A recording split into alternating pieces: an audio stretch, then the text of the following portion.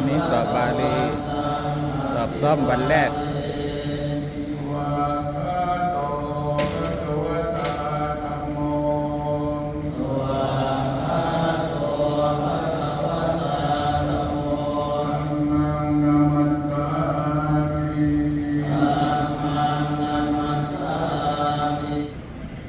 นักเรียนผู้เข้าสอบความรู้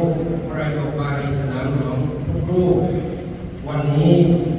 เป็นวันแรกของการตรวจสอบประโยคบาลีสนามหลวงครั้งที่2ปีพุทธศักราช 2568 ซึ่งเป็นการสอบของชั้นประโยค 1 2 และประโยค 3 4 5 กรรมการผู้กำกับข้อสอบและคณะกรรมการทั้งหลาย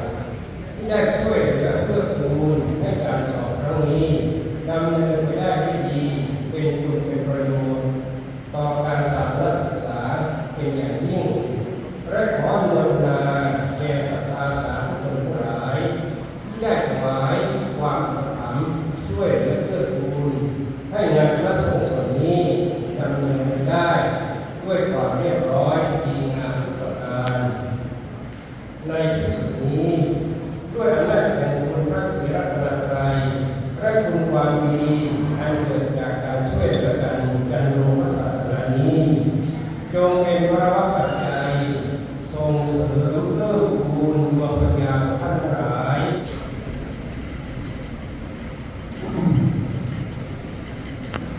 ท่านผู้รักษาการจังหวัดสุรินทร์รองเจ้าคณะจังหวัดชัยภูมิรองเจ้าคณะจังหวัดนครราชสีมารองจังหวัดชลบุรีทุกรูปกรรมการบทเรียนแห่งกองบัญชีทุกท่านทุกรูปนักเรียนผู้เข้าสอบบาลีประโยค1 2 3 3 4รูปวัดเจริญบอนนักเรียนบาลีศึกษาที่เข้าสอบหลายท่านญาติโยมท่านสาธุชนทุกบริษัททั้งหลายวันนี้นับว่าเป็นวันที่มีความสำคัญอย่างยิ่งที่พวกเราทั้งหลายได้มีส่วนร่วมในการที่จะเกิดทูลรักษาไว้ซึ่งในพุทธศาสนาโดยการก็ปฏิบัติธรรมในบาลีแล้วก็มีการสอบบทสอบแก้ตัวว่าได้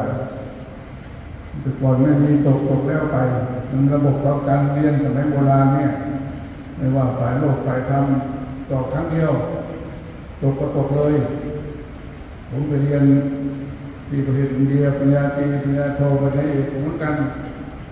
ตกก็ตกเลยต้องสอบใหม่ปีนี้ปีหลังสอบอีก